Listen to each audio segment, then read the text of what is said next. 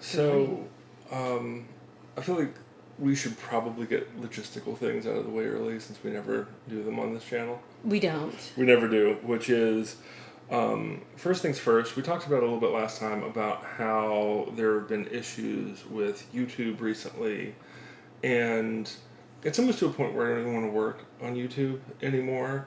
We had mentioned in our last video in passing about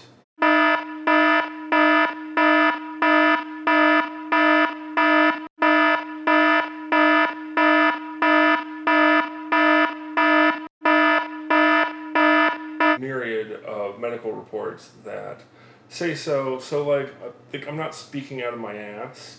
However, we still got put a hard flag, like one of our 3 strikes. And we're a small enough channel that, like, some of these channels that are bigger, they get more than 3 strikes. We won't. No, we definitely will not. And even addressing the issue might flag us. Right. So, while this is by no means what we want to be talking about, and, like, as far as medical background goes, I'm not a complete layman. Like, I was a combat lifesaver, so, like, that's basically a nurse. I'm not, like, trying to say it's the same thing, but low in nurse. But when I tell you that, I guarantee you that, like, anyways, we got a hard strike on YouTube, which is why we've been off, because we weren't allowed to uploading to YouTube anyway, and we've been debating on which way to go, and I think that just kind of solidified that we're really going to focus on Rumble. I might still continue to focus on YouTube, so if you're seeing this on YouTube, please go to Rumble. It's like just a way better platform, generally speaking. So anyhow, there's that, but also please like and subscribe, because I feel like there are so few politically non-motivated channels. So I feel like the first thing to get there now is the leaked Fox documents, which I don't know if you've been paying any attention to lately. We haven't talked about it. So apparently Fox News, which is known as the bastion of conservative media, has come out in their internal documents to be anything but conservative. So, like, they offer transitioning surgeries for their employees. If you go into the Fox whatever, you can go into either bathroom stall for the employees. Like, there's internal memos that have leaked about how they want to stay in New York because they want, for liberal reasons and all the things. And essentially, they're the least liberal company ever. And how, they give talking points to hosts and things, but most of the hosts are not actually conservative. So it's like and it's like people fronting. They're fronting. Right. So what was that one girl who was really big and then she went over to NBC and got yelled at a bunch? But now she's like independent. I can't remember her name, but she used to be really big on Fox. Former lawyer, blonde, can't remember her name. Anyway, my point is everyone's like, she's not a real conservative. No shit, none of them are. Like, back in the day, Tucker, whoever one is giving it now, he was a liberal. Right. Like, hard, staunch liberal. Right. And, he had some kind of out there opinions and he was entertaining, and I think he still is. But, like, God knows what any of these people really think. I mean, but I feel like the same is true for newscasters as it is for politicians. Which is, you really never can trust what they say as their own personal opinion. Right. I mean, that it is what it is. Like, I mean, if you're asking me, it's basically what persona am I going to put on that's going to be the most lucrative and long-standing so that I can be a character on TV. Sure, and we've had this conversation before, but I had, when I was in the military as well as just, in Texas when he was governor, multiple dealings with George W. Bush. Mm-hmm. And if you ever got him one-on-one, which I did several times, he doesn't have the Texas drawl. He just doesn't. He's from Connecticut. Like, the dude went to Yale. Yeah, he went to Yale. Like, I'm not, like, trying to, like, belabor anything on the point. He's just, the idea of the guy you wanted to have a beer with for a guy who was a staunch alcoholic and hadn't drank in 20 years. I mean, like, the idea that, like, he was trying, like, it's all a persona.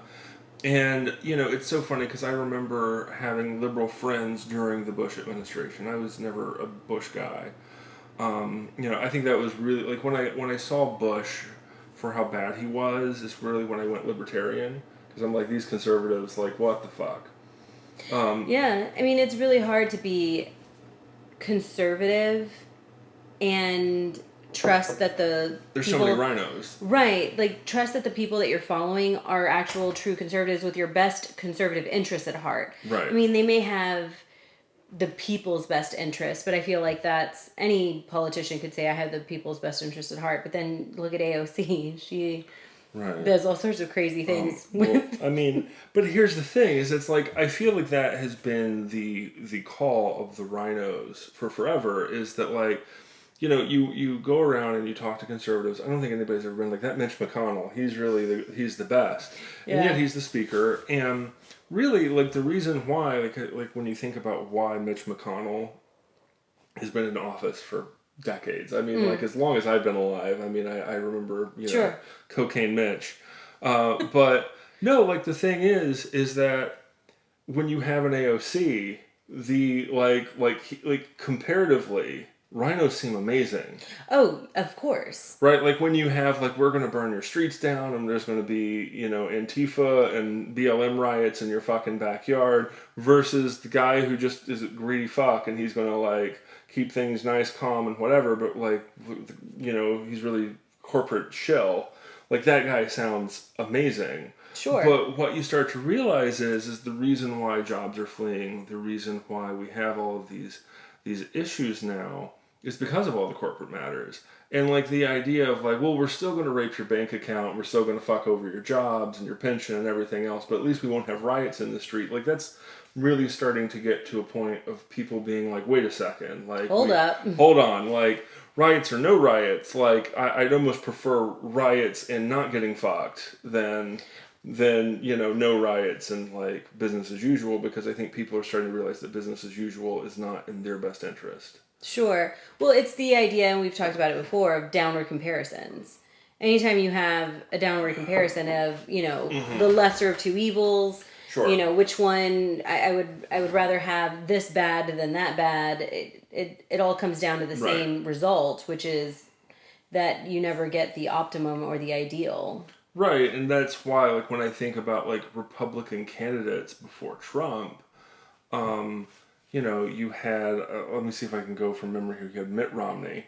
Sure. Robot Mitt Romney. You had John McCain, who sold out the POWs and set fire to Navy vessels. Had to get pardoned by Nixon. Okay. So then before that, you had George W. Bush, who... The good old boy. But, back to him, though. Like, one of the things I want to say is everyone used to tell me on my liberal friends when he was in office, this man is functionally retarded, he's so dumb, all the things. He's not. Like, I'm not, I just saw that movie Vice about the vice president during his time.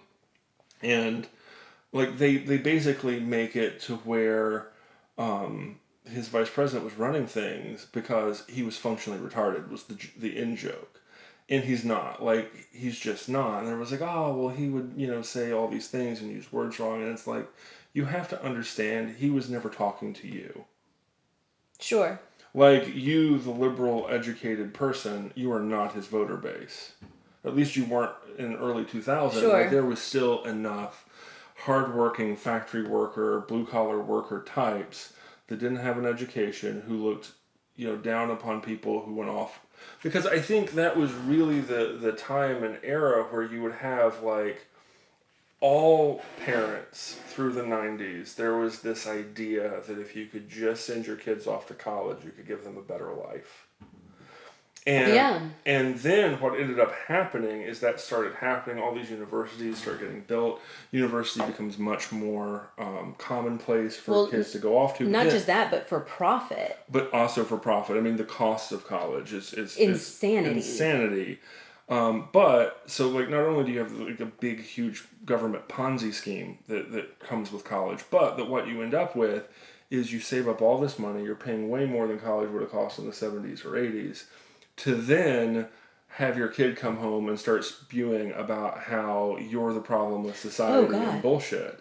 So I think, like, from that perspective, Bush knew what he was doing. The amount of demographics they look at, the amount of polling data that was being looked at by the GOP at the time was astounding. So yeah, like the guy, just knowing the term, the guy you want to have a beer with. Because when you looked at the liberal candidates at that time, they were awful. Yeah, they really were. I mean, they still are. I mean, I think we still have Kerry in office now. Nobody likes that son of a bitch. I think the reason why I think he's in appointed positions now is because no one, even on the left, would vote for that asshole at this point. Like, he's so unlikable. And you also have, what's-his-face, Gore, who... Again, never... Robot Gore. Yeah, nobody ever says anything about, like, positive about him. No, not never. And, like, I remember when they used to do, because there was such a scandal with the Clinton sex scandal thing, I remember in the media, or during that 2000 election, about who would kiss their wife more. But the problem is like, if you're playing that game, you're already losing, because, like, the guy you want to have a beer with, who you can see having a functional sex life, versus a robot dweebish dude. And, like, every time he kissed his wife, it's almost like you want to grimace and be like, no one wants to see that, buddy. Like, you know what I mean? Sure. But, too bad Do It for the Gram wasn't a thing back then. Yeah, I guess. But no, like, but my point is that I honestly, in my lifetime, never remember a candidate, at least in the main two parties, where I thought was going to be a difference maker. No. I didn't like Clinton, and I remember him selling secrets to the Chinese and doing all sorts of weird shit, and I remember, like, hating Clinton. And, like, I also have family down in Little Rock, so, like, there was all of the Clinton rape scandals and things that, like, most people don't know about. So, like, the reason why most people, like, when they think of the Clinton sex scandal, they don't know the actual details, that it wasn't just that they were asking him random questions about, his sex life. Mm-hmm. They were asking him questions about his sex life and his abuse of power in an investigation about the multitude of rape allegations from his Arkansas days. Right. So he was lying under oath during a rape case. Right. That was still being investigated. Excuse me. But no, it was during a rape case. That's why they were asking pertinent questions about his sexuality and about his abuses of power, because it was pertinent to a rape investigation that was happening that most people don't know about. And most people don't even know the names of the women that he was accused of raping. I don't remember their names off the top of my head. I probably should have done a little bit more research. But yeah, like, if you look into the Bill Clinton rape allegations, it's scary how many there were and how many said the same thing. And I find the most interesting one is he told them all he never used protection. He would rape them, ejaculate, and then say, I can't have kids because I'm sterile. Don't worry, I can't have kids because I'm sterile. And they were doing this before he had Chelsea. Yeah. Which leads me to believe that she was never his. I mean, the idea that him and Hillary never really had a sex life is I mean, why would you want her? I mean, the Wicked Witch of the West, She's awful. Just an awful human being. A lot of people said she was a lesbian. I tend to believe that. Like, her and Wiener's wife were, like, always together in a weird way, which, whatever. But then you also had, like, the fact that the boss of her old law firm looks exactly like Chelsea. They even have, like, the weird bite that's the same. So, like... But I've also heard weird rumors that, like, she got pregnant 3 or 4 times and had abortions because they were males and she wanted a female. So, like, the that to me angle is astounding. Like, I've heard that particular, we'll call it conspiracy theory, because it's, you know, who knows. Rumors from her inner... Yeah, but, like, that to me is astounding. The idea that you would choose what gender, what sex you want, and proceed accordingly. Right. Like, well, I mean, I think it comes from that very cold, very sterile idea that, like, you need to have a child in order to succeed in politics. Correct. But if I'm going to have one, I'm going to have a female. So, like, I don't want a boy because that sends the wrong message to progressives. Yeah. I mean, it's a death cult. I mean, you look at, like, what's going on in Canada right now with, like, their assisted suicide rates, which is in the news a lot recently. Yeah, I mean, that's just, I don't even know. Like, the idea that all of these social actions are now becoming norm, like, just, it's astounding. Yeah. Well, I think the thing with Trump that really, I was a Trumper from the time the DNC leaks came out. Sure. So the reason why that mattered is there's a couple of things that I cared about in terms of like keeping illegals out of the country, which I think works for a multitude of different reasons, which I feel like is its own episode. Sure. But I was never like hardcore into him. Like at the beginning of that election cycle, I was a hardcore Rand Paul guy. Like that was my guy. But then what really, I mean, like if you followed the Rands, both Ron and then, follow the Pauls, the Ron and Rand Paul, the thing is like you look at their polling data, they were never given a chance. And no, they were cut off very early. They were always cut off early, and they were always cut off from the top down. Right. So, you start getting this idea that, like, even when Ron Paul was winning that primary season, it was like all that anybody could talk about, any of the news stations, was how Romney was ready to surge and how all the polling data said Ron was he's winning. Right. But the stats never supported the message. Right. Which was always kind of weird to me. Like, so to go back to your point about news anchor personas, like the idea that they could just stone face and be like, this is the truth, while literally having the stats that are not corroborated. Right. Like, how do you do that? How do you just stone face a camera and just lie and be like, don't listen to the stats? Like, well, one of the things, like, here's one of the beautiful things during the Trump election too is like I was very iffy on him to begin with, but I told you at the time I was watching Alex Jones a lot, and one of the things Alex said that I looked up and did my own research on was, if you remember, the Trump polls were abysmal. Like, I think it was like 35 to 65 or some crap bad. like that, right? But what he said is, look at the actual polling data. When they are deliberately in the polls targeting 80% Democrats, which means 15% of all Democrats want Trump. Yeah. And if you consider the fact that there's 50% Republican, it's going to be a landslide. Right. And I remember thinking, like, that can't be right. Right? Because like I wasn't really a conspiracy theorist at the time, so I was just like, that sounds like bullshit. So I just looked at the polling data, and they did. They targeted 80% Democrat in the polling data. But then they're going on television and telling people Trump has a 0% chance of winning. This is going to be the biggest landslide in history. And they just kept gaslighting and gaslighting and gaslighting, Oh, yeah. which to most people would tell them, in traditional elections, he's never going to win. Don't waste your time. Don't come out. Just accept the inevitable. And the reality is that he was one of the most popular. Like, he turned states that just were not turning for other people. Sure. He was able to engage. And that's with him turning off a wide part of the voter base, like yourself. Oh, I mean, I've said it a million times in personal life, not podcast life, but like, I would like Trump so much better if he wasn't such an ass. Right. But like I've also explained the whole like needing to learn or having to learn the lesson of accepting that a leader might be a good leader even though you don't like them. Like, that to me, especially in today's society, you very much are always trained.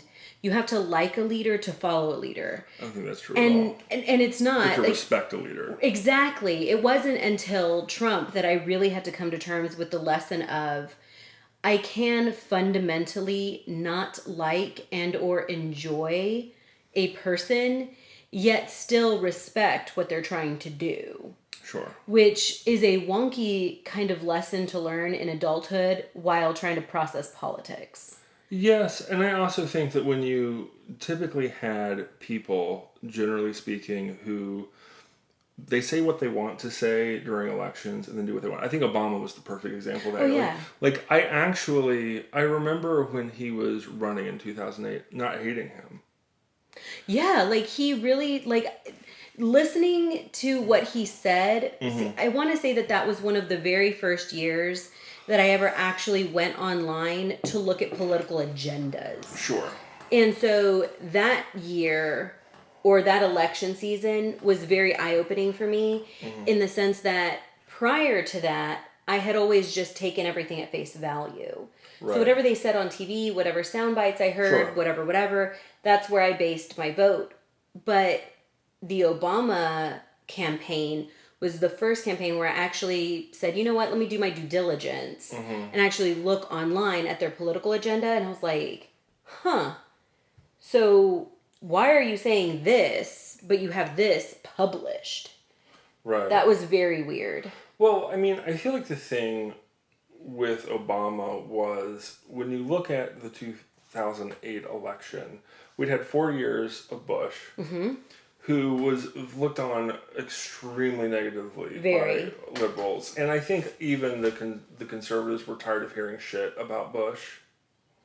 You had what appeared at the time to be a very moderate black guy. Right. We'd never had a black president, so I think the idea of like, get the monkey off your back, this is the best chance we're going to have. It was alluring and romantic. Not romantic in the love sense, but it was a very idealized romantic America. You know, we're progressive, we're going forward. Right. It was a very romanticized ideal. Right, and then you also had the financial collapse in 2008, which everyone was pushing on Bush.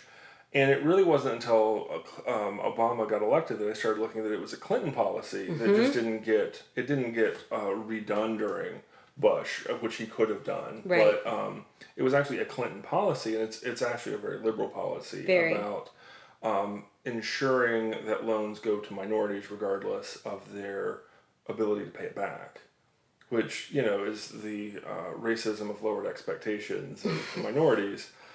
Which it tends to be, I mean, when you really get into like thinking less of minorities, it's typically the Democrats. Well, you were just telling me yesterday, the day before, the idea that mourning is racist. Yeah. Like, again, to go back to your, racism by lowered expectations. Right. So now having let's say 7, 8, or 9 a.m. start time is racist because how dare we expect minorities, specifically black minorities, to show up to work before 11. Right. Like, explain to me how that's not racist. You've created a racist stereotype and then normalized it. And I feel like, Well, also saying that we're not racist. Like, we can't forget the second half of that statement is, but this expectation isn't made out of racism. It's made out of love. Right. Like, because we understand you. Because we understand you. Like, how... Like, explain to me, like I'm 5, how that is not racist.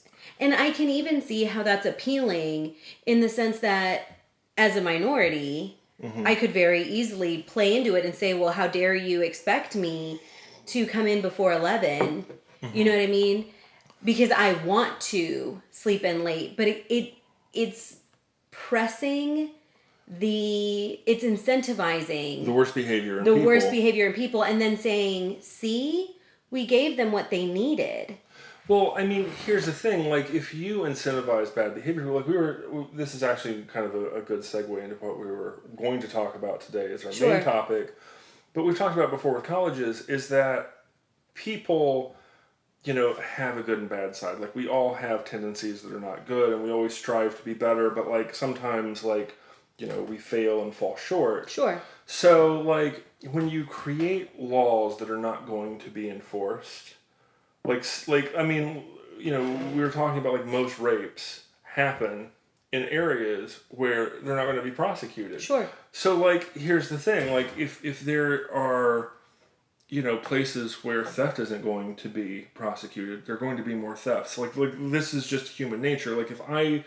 like if you even think about like murder, like, I don't murder, but like there's a couple of people in my life who, like, if I didn't like think about consequences for myself, for my family. Oh yeah, if there was a purge day, there's some people getting targeted. Yeah. And like I know this about myself. But like I also know I don't want to go to prison. I don't want to go to prison for the rest of my life. I don't want to lose my family over it. I don't want to be executed. I don't want to go to jail and have to deal with all of that. Like there's things that are more important to me than that. Sure. But if there was no consequences and I knew I wouldn't be prosecuted, oh yeah, there's some motherfuckers that'd be dead. And it's like if you have people, and this is a different conversation that I definitely want to, I think this is going to be Friday's conversation, but men have much lower sex partners than women, which I feel like that whole statistic needs to get addressed.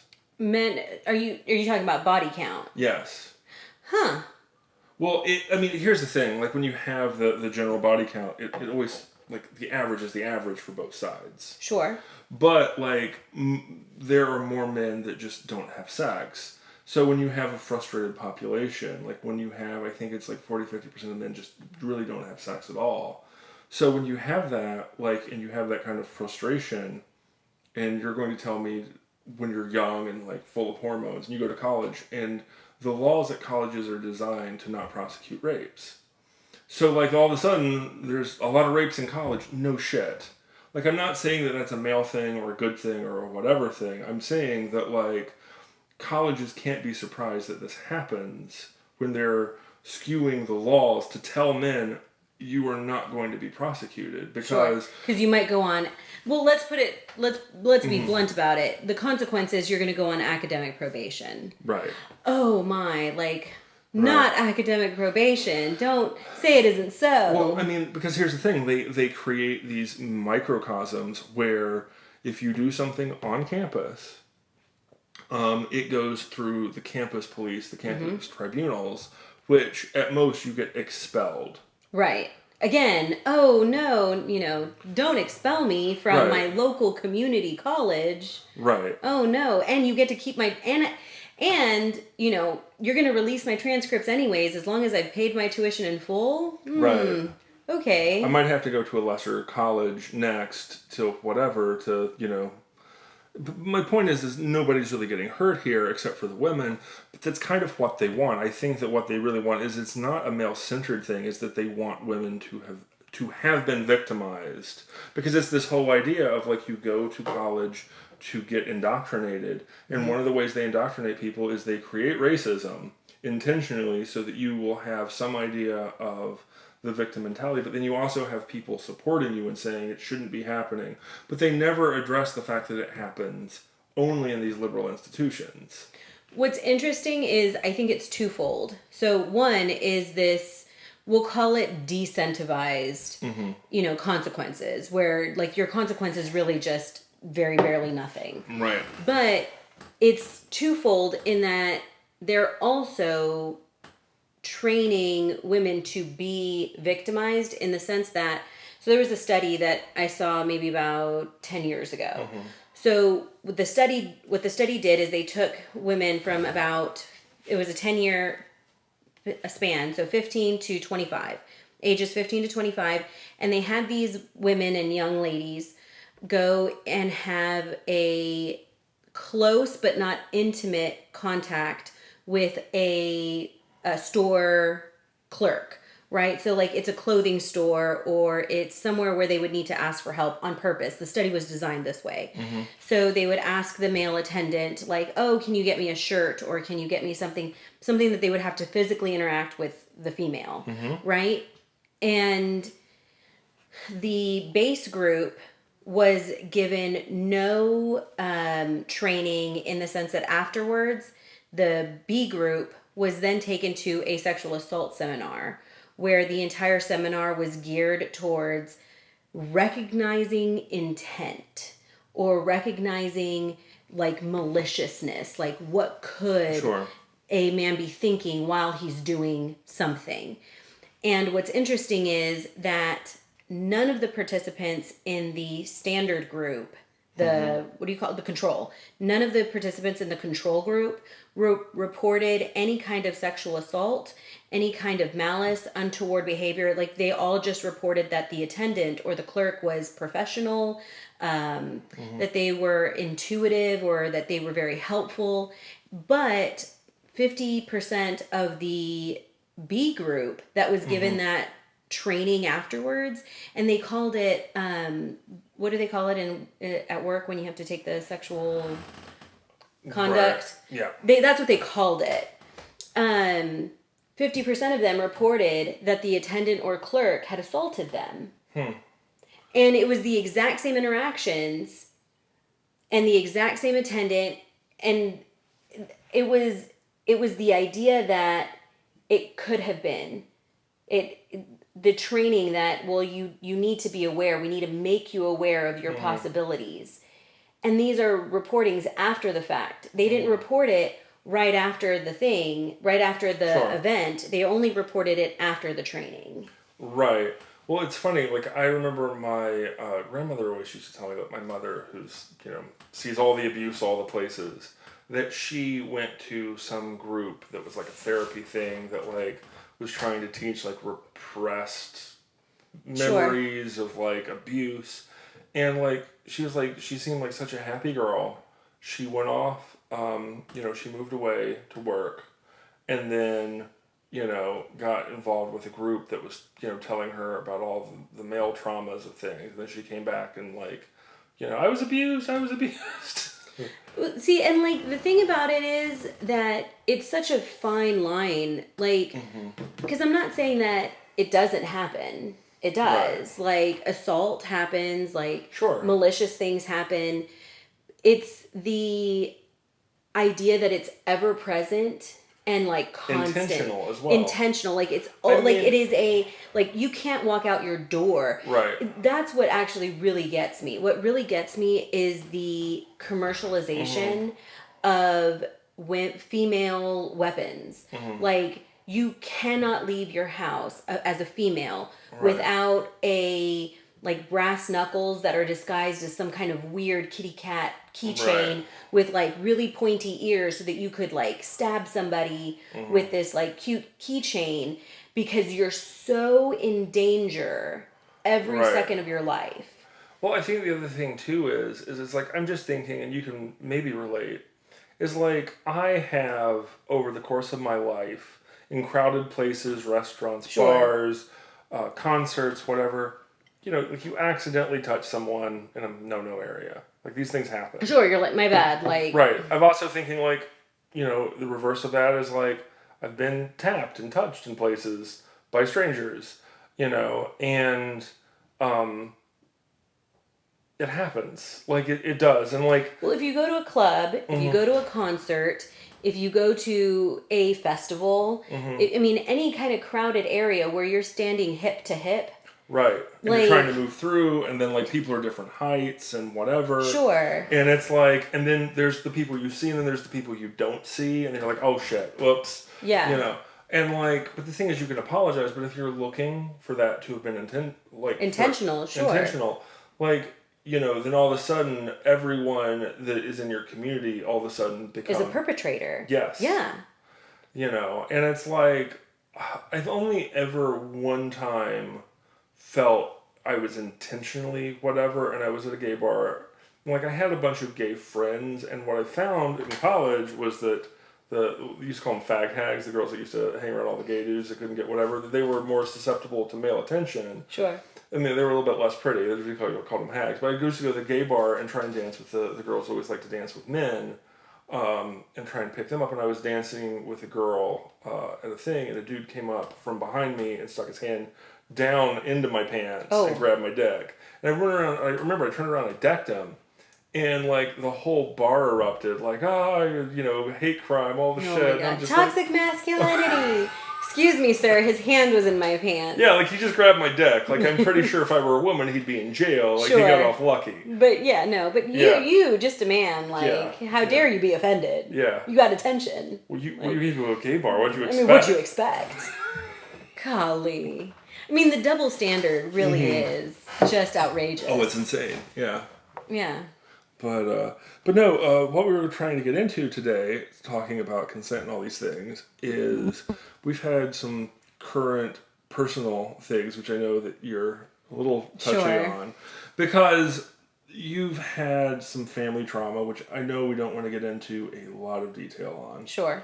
But I've not really dated a lot of Latin people, but the few experiences that I've had, which is 3, you're being the third, all of them have had extensive sexual trauma from their family.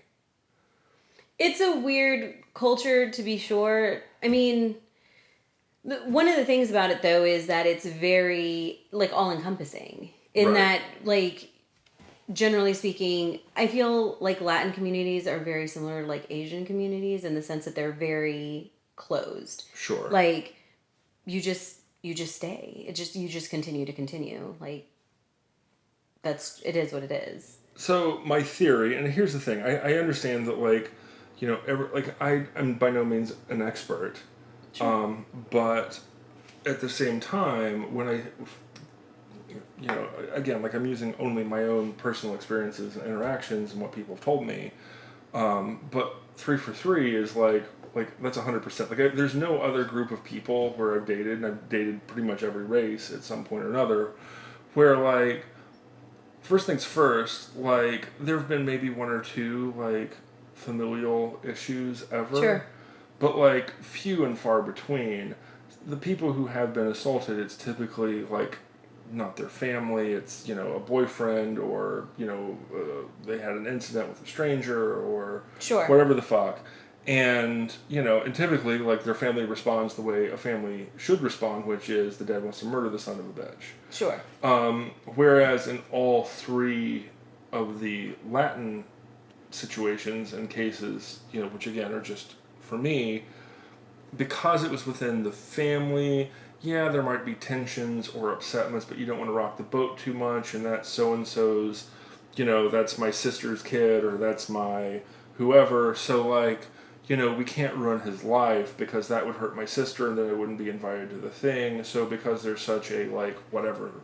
Well, it's both machismo, which is a whole other thing, but it's the idea that the family is a cohesive unit forever and for always. Right. Like, regardless of anything, it's always we are family and we need to be family, and, like, just leave it alone. Right. It just is what it is. Right. I mean, I appreciate that aspect of things. Like, Sure. I wish that my own family had not kind of fallen apart. And my family, I think, if I were to interpret it, and I'm not trying to get into details of individuals, but, like, a couple of the people kind of were the glue in the middle died. So it kind of splintered into everybody having their own new family rather than the bigger Sure. family. And when those people died, there were legal disputes about money and arguments about money. Which is fairly normal whenever you have a death. Uh-huh. There are usually people who are like, money. Right. Yeah, and I think that, like, there was a lot of people other people in the family, again, I'm not trying to take sides here too much, but, like, some people are like, you know, you're money hungry, this is who you are, all the things, and again, Bottom line, death brings out the worst in people. Yes, it does. It just does. And I feel like because I was in the military during most of this going on when people were taking sides, like, I just kind of got left out to where, like, I didn't get associated with one of the tribes that broke off. Sure. So now you live here now. I live here now, yeah. And, like, and then, like, it's really funny how, like, you'll have 2 or 3 different sides accusing me of taking a side, even though I'm not with those other people. And it's like... Lovely. Yeah, no, it's wonderful. I mean, it's amazing you're getting accused of shit. But no, like, the only person that I'm really kind of still close with was, like, you know, some of the older people who are, like, the spouses of some of the, you know, the ones that died. But anywho, I wish my family was closer, so by no means, like, there is a romantic quality to having a big family because I grew up and my family was cohesive and large like that. So, you know, you have that. But I also think when we're talking about colleges, when you're allowed to get away with something, it incentivizes. So by no means am I saying, like, every male who's Latin is a rapist. That's by no means what I'm trying to say. However, when you create a culture that is the machismo, but also in the, again, time and again, I've been around families where it's like, we don't want to ruin his life. It's, it's my sister's kid, it's my whoever, we're not going to go forward to that. If you have people who are inclined towards children, who are inclined to, be predatory, who are, socially awkward, so they're not finding a mate on their own, it becomes like, well, there are vulnerable people in the family that I can exploit, and maybe they wouldn't do that if there were consequences. Because again, like, if you have consequences are designed to be prohibitive. Like, before I had these relationships with Latin people, when I thought of machismo and I thought of male dominated culture, in my mind it was like, well, if you were to touch my daughter, that guy's going to track me down, tie me up in his basement, and torture me, because that's what I would do to somebody if they did that to my daughter. And I find that's generally not the case, except to outsiders. I've also found with Latin people that there's much more of a streak to, like, for authority and for to letting police handle it, but you don't also talk to the police, which is also weird. So, like, you wouldn't call the police on your own family. No, never. So the idea that so-and-so did this to your kid almost matters not at all. Sure. I mean, it's a weird dynamic, because there's also from the kid perspective, there's also I don't want to, like, I know that my family needs to remain whole and cohesive, and everybody wants to get along, and nobody wants to fight. We squash everything, and then, I don't want to, because, so the thing with assault in any form, in any culture, is shame and or guilt. And so, like, the idea that you would have to deal with that, like, out loud in public, and the like, why? Well, why did this happen? Well, what was going on? And all the questions, instead of it just being like a flat blanket statement of this is what happened, it's the, like, oh, now we have to deal with the guilt and Where's the shame of it. Yeah. You're like, well, what would people say? That. Well, yeah, because, and from an adult perspective, it's hard enough. But can you imagine from a kid perspective? Right. Like, they're like, well, what would outsiders think of our family? Right. What would outsiders think of our family? What would they think of my aunt? What would they think of my uncle? What would they think of, whoever?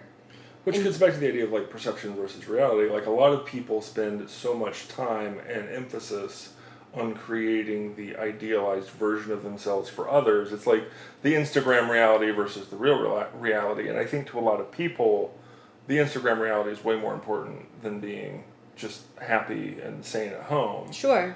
And I think with a lot of these families, and when you teach pride and you teach, it's the idea of, like, shame culture versus guilt culture. Sure.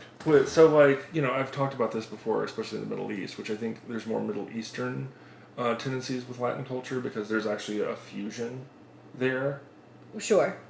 Because, like, when you think of, like, obviously when we think of Latin American culture being, South America, Central America, that sort of thing, that all came generally from Spain and Portugal, or at least the Iberian Peninsula. And then when you look at Spain, for the longest time they were conquered by Muslims. Like, it was a Muslim-centered thing. So I the idea, when I was working with a lot of the Muslim communities, that there's a kind of a Latin hybrid, even to this day in...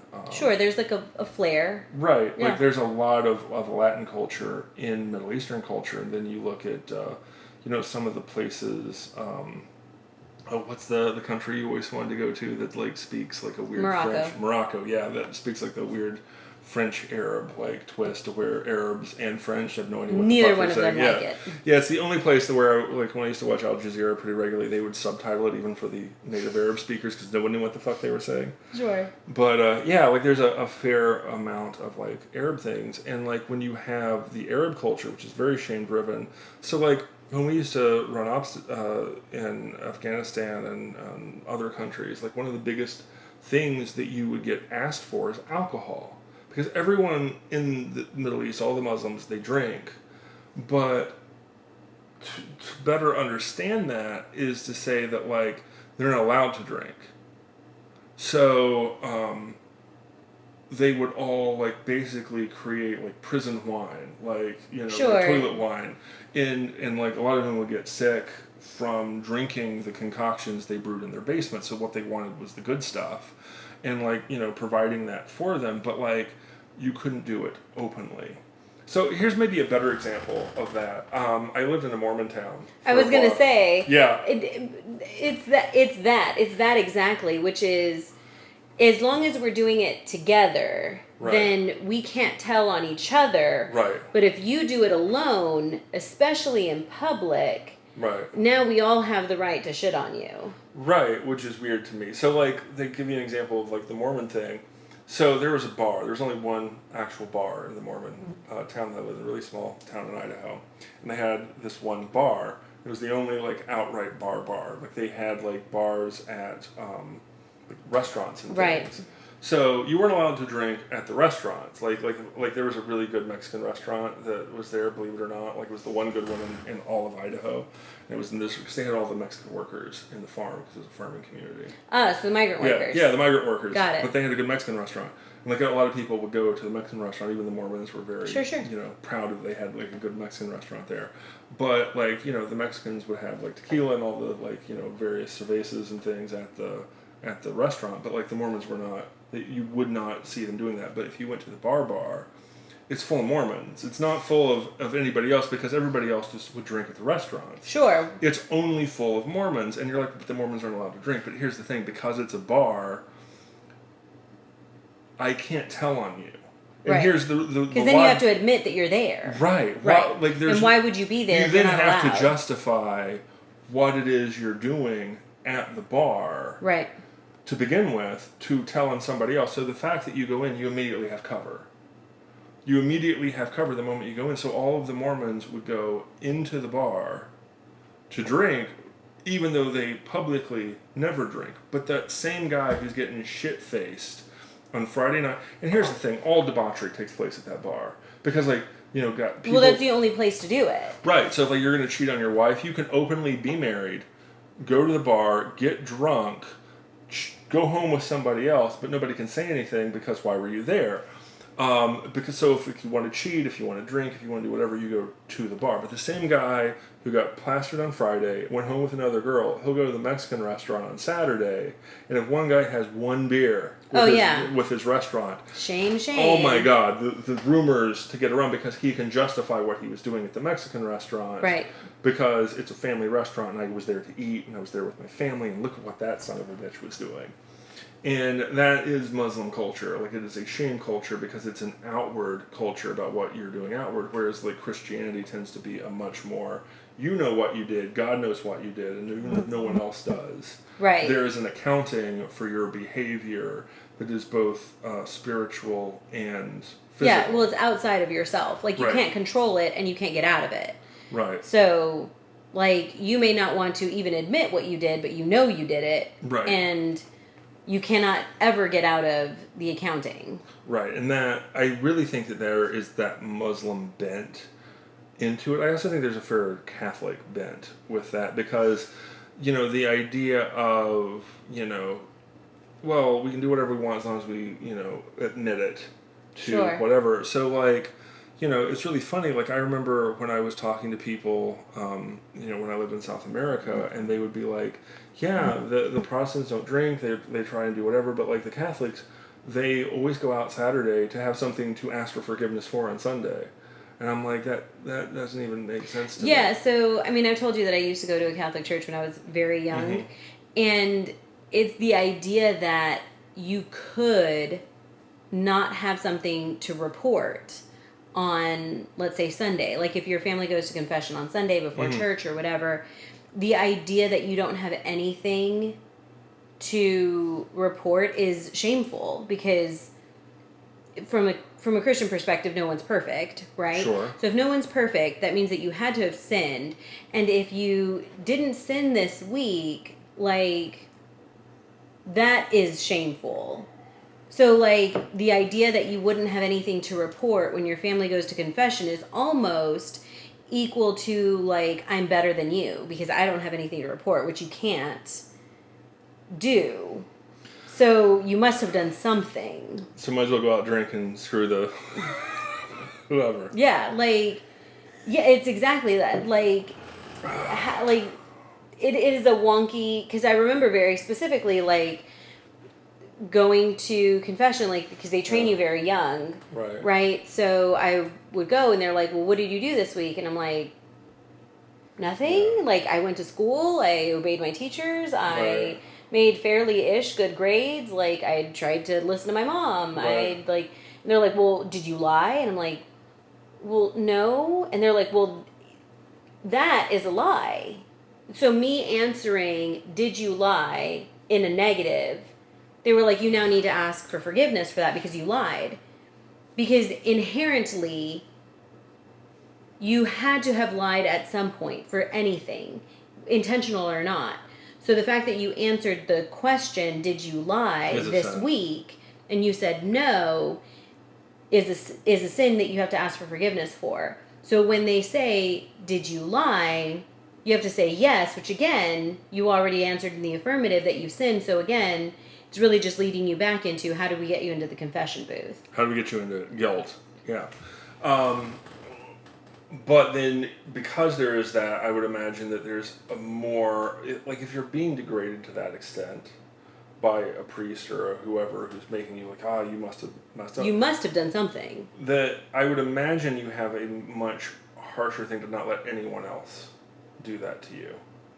Yeah, like, well, it ends up being, well, there's a reason why there's jokes about it. Like, oh, you know, I'm Catholic. I know what guilt is. Mm-hmm. Like, there's a reason why that is a joke. Because to feel guiltless and at any point is just, you can't. There's no way that you can not feel guilt 100% of the time.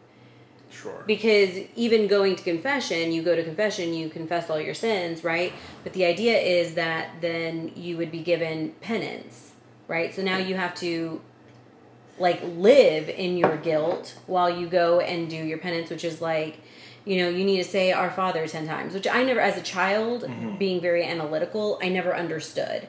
Like, I never understood why me sitting in a pew saying the Our Father 10 times in a row as just rote memorization was supposed to absolve me of guilt. And, like, the idea that I never could ask why, again, as a very analytical child, the idea that I could never ask why that worked was also kind of wonky to me. But, like, the idea that sin had currency was also really wonky to me. Currency in what way? Well, see, again, as a very analytical child, I was like, okay, so if I lie, then I have to say Our Father 2 times. If I steal, I have to say Hail Mary 3 times. So sin, therefore, has a currency. Because for every sin, there is an equivalent penance. So as long as I can do my, you know, sin penance currency math, then I know how long I have to sit in the pew. So in other words, like, if you're thinking about sin in the terms of, like, well, why would I not, you know, cheat on my wife, rape, whatever, and you're thinking, like, well, if I rape my sister, it's only going to be so many Hail Marys and a whatever. Yeah, like, that idea, like, I had that idea as a very young child, as, like, I think I went through confirmation or First Communion. I went through First Communion in, I think, the 3rd, maybe 4th grade. So I must have had these rationale thoughts between the 4th and 6th grade. And by the 6th grade, like, these were already fully formed thoughts. So really it was 4th and 5th grade. That's pretty young. 4th and 5th grade is what, 8, 9, and maybe 10 years old? Sure. So as an 8, 9, and 10 years old, I'm already doing this math. So if you can think about it in just humanity standpoint, if you've been a Catholic for any amount of time, by the time you reach adolescence or an adulthood, you had to have had these thoughts of, how much is my sin worth? Like, that is weird. Instead of ever trying to actually get better or rise above or, like, so transcend, like, that's not really an idea. Yeah, like, it's just like you're gonna have to go, you're gonna have to confess. So, like, if that to me is where I started having these very kind of battles with my mom, because again, like, think about it, like, you can't ask the currency question because they, you know, and you can't ask why it works because, again, that doesn't work. But then I come up against my mom, and she's like, well, I'm telling a white lie. And I'm like, okay, so hold on. So now lies are qualified. So if I go to the confession booth and I say that I lied, is a white lie worth more or less than a lie? And how do you define it? So, like, a white lie would be like, a lie that I told because I wanted to save you from the truth, because I didn't want to hurt your feelings, which was something that was very much in the Catholic culture when I was in the Catholic culture of, you can tell a white lie, but you have to pay for it less than a true lie, because your intention was not to hurt somebody.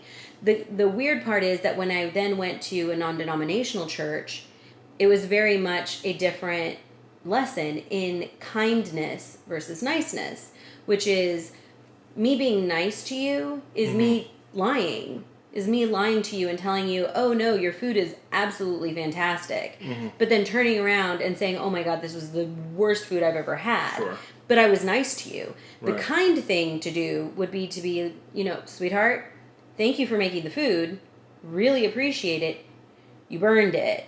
Like, how did you burn it? Let me help you. Did like, the kind thing to do would be, do we need to look at the stove? Like, did you were you rushed? Like, what happened? Where did this come from? Where did this come from? Let me help you out of kindness because you burned the food, which I get. It is what it is. It's not a sin necessarily, but like, how do we get you to not burn food? Sure. Right? And that, though, as a concept in the Catholic Church was never an idea. I didn't come to that until I went to a non-denominational, I think it was both in the non-denominational and in the Baptist communities where I came into that mentality. Yeah, I mean, you still try and be nice about it, but like, I feel like the idea of holding your tongue, I mean, I think that also depends on who you're talking to, because like, if you're talking to a stranger and they offer you a piece of food and you take a bite and you're like, oh, that wasn't very good. Like, you might not say something to them because, like, do you really want to spend the time with a stranger on fixing a recipe or figuring out what's wrong, or you just want to say, thank you. Yeah, like, I appreciate the gesture. Thank you for the food. But, like, that, again, is a kindness in and of itself, because you also don't know their hardship. Like, could they afford to give it to you? Right. So, like, shitting on their food and saying, like, oh, this is crap, and they're like, that's all I have to give you. Or it could just be that I don't like it. I mean, there's or you also just, you just don't like it. Like, they give you a grape, and you're like, I just don't like grapes. Like, sure. Yeah. But, like, it was a very weird, going from the guilt culture in Catholicism is very weird, going to the, like, non-denominational Baptist, and then maybe the last one was Foursquare. Right. Was like the last one that I was really involved with. But again, like, all three of those had very similar, not the Catholic, well, you must have had to have done something. Yeah, and so the what kind is of Anglican Protestant? Yeah, like, well, what is the sin worth, and how do you, how long? Like, really, because it comes down to, what is this going to cost me? Like, that's really what it comes down to, is every time I do something, what is it going to cost me? Sure. I don't know. I guess, like, from my perspective of kind of being in it with your family, again, without getting into details, was there were issues where you had with a family member that nothing was done. And and I also didn't say anything. Well, we've also had a conversation about this, that where there was evidence that people were ignoring. Sure. I mean, we've talked about that also, the idea of willful ignorance, which I think in general, like... I think that's how you get through some relationships. Like, I mean, I think that, like, I'm just thinking, like, even in a marriage or in like in a family relationship, like, there's annoying habits that people have that it's like, if I have to deal with this habit, I'm going to go crazy. Sure. So we just, like, like, there are things I think you learn to just kind of, I do my thing, you do your thing. And, like, the things that, like, we can't do together, we should just ignore or not do together or whatever. And I think that happens with families, especially when you don't deal with those families every day. But I think the thing where I was just like, this is absolutely not happening, is I just started to see like behavior where these things were okay, they were normalized, there were threats made to our daughter, and I was like, absolutely not. Like Sure. this is going to end the same way it did for you. Sure. And like she's already being taught that this is okay, that she shouldn't speak out. And like my real fear is that if anything happened, I wouldn't even hear about it. So I can get the joy and privilege of castrating the son of a bitch, who is probably doing this to other people and probably Sure. has for whatever. So you know, I guess my question is, how does that change? And because like here's the thing, like even like the first time it happened, I was like, oh, this is one person's experience. Like at no point did I extrapolate. Yeah, I mean, well, I think that's true of any time you have a relationship with any person, right? You're like, so like this is a singular experience, right? And then then the next girl that I had who was Latin and everything, and then I found out she had that experience. I even remember asking her like, is this normal? And I remember her being very offended, like, no, this happened with me, but this like it's racist to extrapolate that to a Latin experience. Sure. And I was like, okay, fine. Like I'm not trying to like shit on anybody. I just like, if I'm having a relationship with you and I'm thinking about having kids with you and having a life, I don't want my family and my children to be exposed to a culture where this is normal or where this could happen. Sure. And but in those cases, where both of them were like, why would you shame Latin culture by saying this? And I was like, look, it's not a shame thing, but like if this is happening, like just on a personal level, I don't want, like I said, my potential children exposed in that case, or in this case now, like my actual children. But I feel like one of the things they would say is well, yes, it's a man problem, and men do this.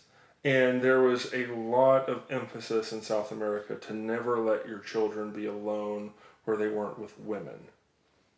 This was a general thing. It had nothing to do with whether they were family members or whatever, but you just don't allow children to be alone with men generally.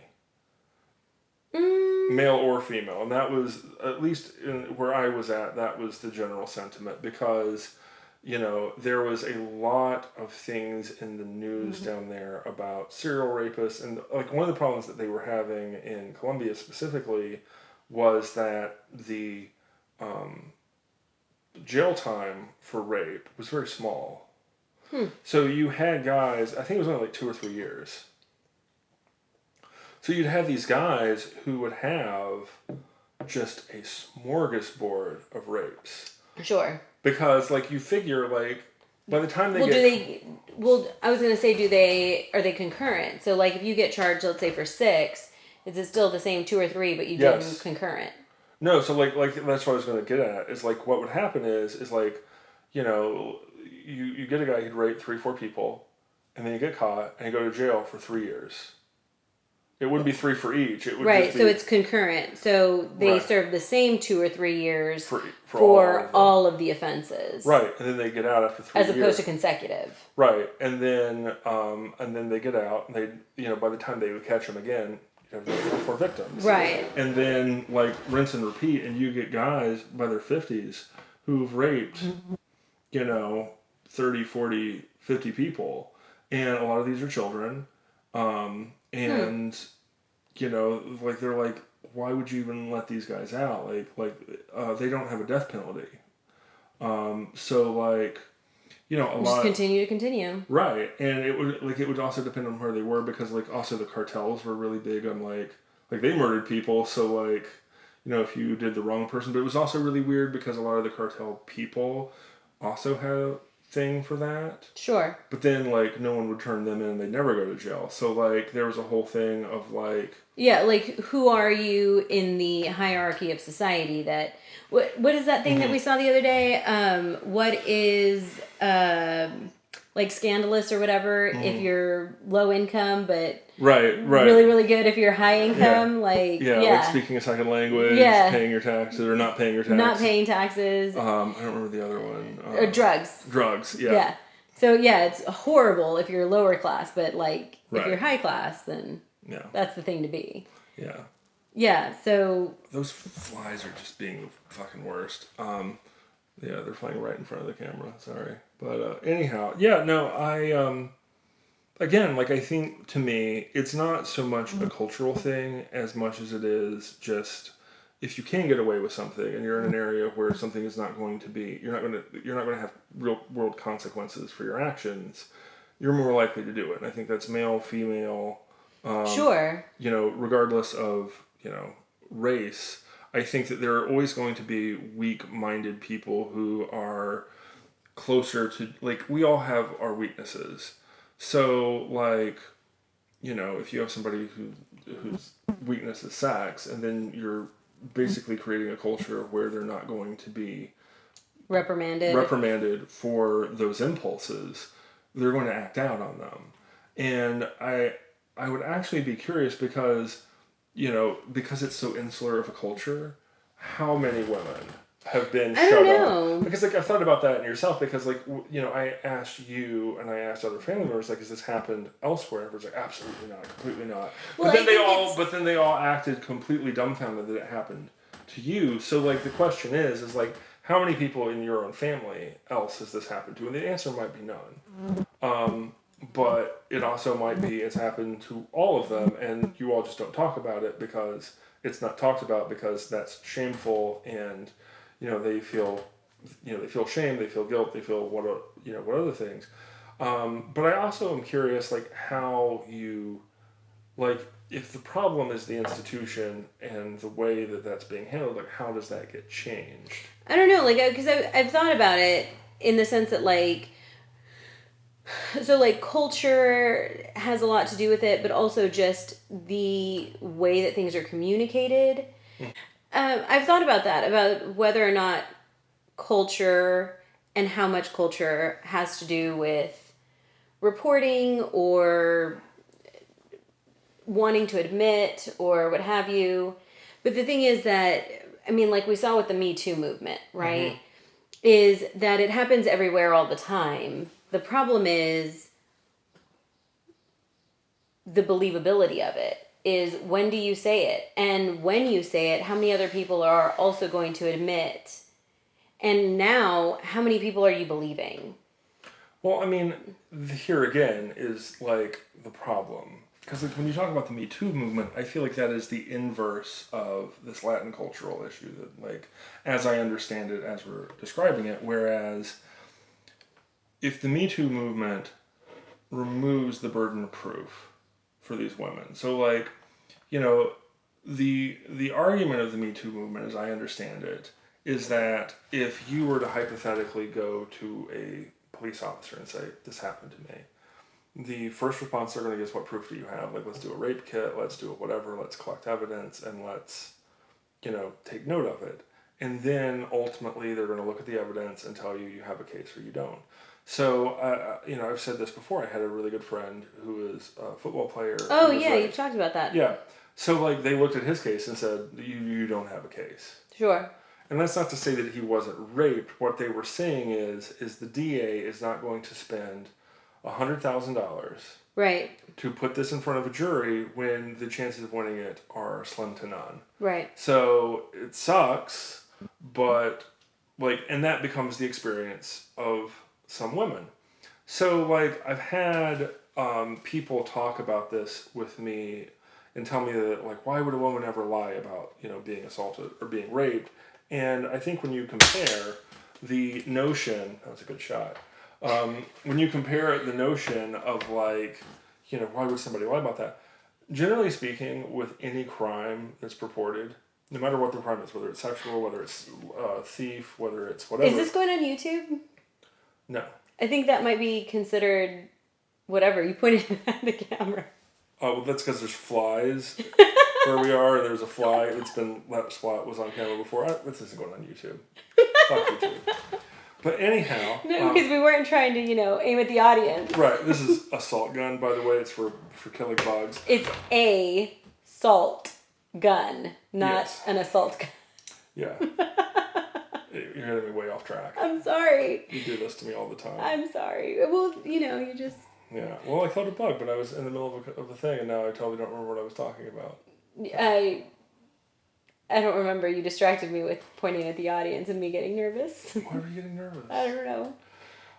We're talking about like the cultural issues is with the Me Too movement is that like with any type of allegation, about 20% are false. Like this is a FBI statistic. Like if you have somebody who's like, I got robbed, 20% are doing insurance fraud. Like if you talk about murder, like murder's a little hard when you have a body, but like a lot of people will. When you just have a missing person or whatever, like a lot of that, anytime that you're dealing with a report, about 20% of reports are just false. And this, applies to rape cases when people accused of being raped. And some of it's attention, some of it is spite. Yeah, some of it's spite. Like he cheated on me, and like that's not illegal, but rape is, so he deserves it. That sort of bullshit. So it's twofold. One, it's the he deserves it because of whatever, or he didn't do it to me, but he must have done it to somebody. Right. So I'm protecting women. Yeah, like I'm protecting women, or I'll take the, I'll take the hit, so to speak, like the social, I'll take the social hit for, Susie or whoever. Yeah, for the alleged victim out there. And it kind of turns into this idea of like, when I look at the Me Too movement, I'm thinking like, how many of these are liars? You're saying this publicly, so like you're trying to get these people socially whatever, because the idea is that like my friend, the male, like he didn't get justice, so therefore we're going to get him justice by attacking his whatever. So again, like I don't know, we were talking about that in the context of alcohol. I have no idea what actually happened. Sure. I didn't like physically witness it and go inside of her mind to think, yeah, I'm raping this dude, I'm gonna get away with it. So like I knew him well enough to believe that what he was saying was true to him. Sure. But again, like we've talked about alcohol and like what that can do. Well, also the double standard. Yeah. Like you mentioned it earlier, like you're in a gay bar and somebody touches you inappropriately and they're like, but you got attention, like, come on. Yeah. Like you're fine. Right. And so like the idea that you could rape a man. It's very, like, men can't be raped because they're such horn dogs. Yeah, like the idea that in and of itself, like, convinced me that you were raped. Like, you got a free fun night. Like, come on now, and now you want to, call foul play. Really, run this, innocent little hot thing. You lucky guy. I wish I could have had that. Exactly. So like the double standard it's like is the weird. female teacher thing. Like when they're like having sex with these boys, like their students. Like, like when the female... like the idea that a female teacher cannot groom a young man or a boy, right? Because especially if she's hot, because then like all the police officers are like, I wish I could have had some of that, Exactly. Yeah, it's the double standard is just really weird. But there's also like the victim blaming, right? In the sense that like, like, how much did you contribute? But also, you don't want to go so far as to victim blame and say like, well, it was your fault. Like you asked for it. Like nobody ever asks to be violated. But like, did you take risks? Probably. Did you deserve it? Absolutely not. Sure. So like it's just like consent and non-consent and it's all just so messy is really what it comes down to. It really is. And again, like if you're blacking out, like we've talked about this and whatever, but when you get into the Me Too thing is if I know that I'm going to get vengeance on this person and no one's going to look into the facts because everyone's just taking the Me Too movement at face value, and then you look at all of these cases where we know the person lied. We know they took it too far, or it was like really weird. Wasn't it like Aziz Ansari, like he got Me Too'd for the weirdest thing. Like he went down on a girl on a date, and then he's like, "Hey, can you reciprocate?" And like the fact that like she didn't ask, but like he asked her, he got Me Too. And I'm like, he asked for a blowjob after he went down on her. Like really, that's a fucking Me Too thing? Like, what the living fuck? You know what I mean? Like, I mean, I just don't understand, like, to the levels of it. And, like, at least she was honest about... Then there was the Johnny Depp and the Amber Heard. Yeah, Then there was, like, the Amber Heard. Whore. Like, what? In, like... I mean...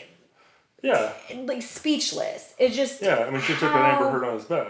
Yeah, like, how do you get that far into a lie? Because they know they can get away with it. It's just so bizarre. And that's just it, when you know you can get away with it. So it's like, you know, if you're a man and you know you can get away with rape, there will be more rapists. And if you're a woman and you know you can lie, and you know you can lie, then there'll you'll be more liars. Which is such a weird thing in the sense that it's a fulfilling prophecy. But not just that, it's self-perpetuating. Yes. Because what is it called? The stereotype is that all women are liars, right?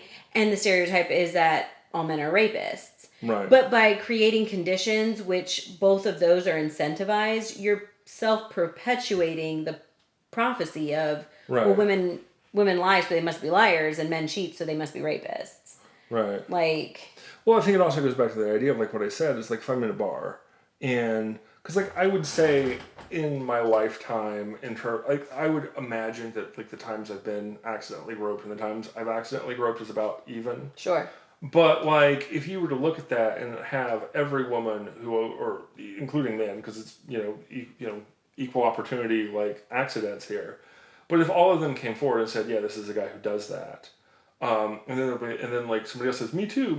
And then like over a lifetime, they all come forward and it's like, well, hold on a second. Like, this isn't like, this happened 8 times in one night. Like, this is like, every 9 months or so, like, you're out and you're I don't get out as much anymore, so it happens less now. But like, sure, but again, it's a crowded environment type of thing. Like or in an elevator, or you can't go to a club that's packed and literally not touch anyone, another human being. Right. So then you have like these people Me Tooing, but like getting back to the idea of like get the son of a bitch. The funniest story in human psychology that I've personally witnessed is just like, I've told you this story before, but it floors me every time I think about it. Is so, like, on one hand, there was a girl who claimed that I got her pregnant. I say claimed because I feel like this story should be its own story, but we don't have time to go into it. Ended up not being my kid, so she lied to try and entrap me for money to raise a kid that wasn't mine. I was going to say, let's be fair, for benefits. Yeah, for benefits. Like... It was a green card thing. Candidate A and candidate B. Like, candidate A can't give me benefits, but candidate B can. It's not his, but we're going to lie through our teeth because... Right, so it was found out not to be mine for sure later, but she lied to me to try and entrap me. So there's that. But, like, so I ended up marrying the girl because I was trying to do right by it, but she let me know, like, it's not a real marriage. Like, she was a foreign citizen, so she wanted to stay. I mean, the whole thing is messy and shady as hell. Like, looking back on it, I was stupid, but I was trying to do the right thing because I was told there was a kid in the picture, and I didn't want to lose my kid to some third world hellhole. So, like, I'm trying to do the right thing, but I was told under no circumstances are we a thing. We're not a couple. So I told her, like, well, what does that mean for me? And she's like, well, we got 4 or 5 years before I can get citizenship, so, like, you can't be openly with anyone else, and we need to be married for that time, but, like, we're going to have 1 bedroom for INS, but you're going to sleep on the couch. That's just rude on so many levels. So, like, whatever. So, like, I told her, like, I'm not going to be celibate for 5 years. Like, that's just not a thing I'm going to date. But she's like, well, she's like, the whores you date, all the things. I don't want them around my kid, which is just, whatever. So, like, I remember going out of my way to find somebody who I thought was respectable. So, I had started dating this other girl for, I don't know, about a month. And I never touched her. We never even kissed because, like, I was very mindful about not, going too fast because, like, I really didn't want drama in what I already had as a pretty drama-filled life. Sure. So, anyhow, so I'm living with baby mama who's pregnant, and I'm dating, girl 2. And so, at some point, baby mama gets through my phone and see, like, because the thing is, I told her I was seeing someone. I didn't go into details because I didn't think she needed to know, but, like, it's not like she didn't know.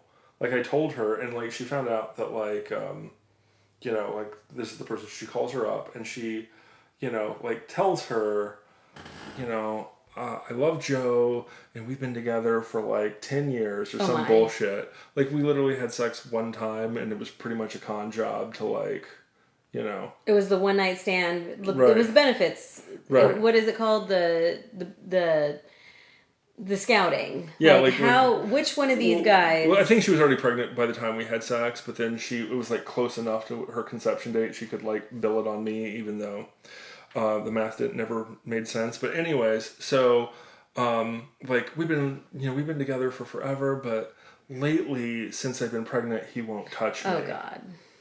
So this is what the pregnant girl says. So girl number 2, who I've been seeing for like a month, who also knows the whole situation, right? She knows that I'm, I got married recently for, green card, all the things.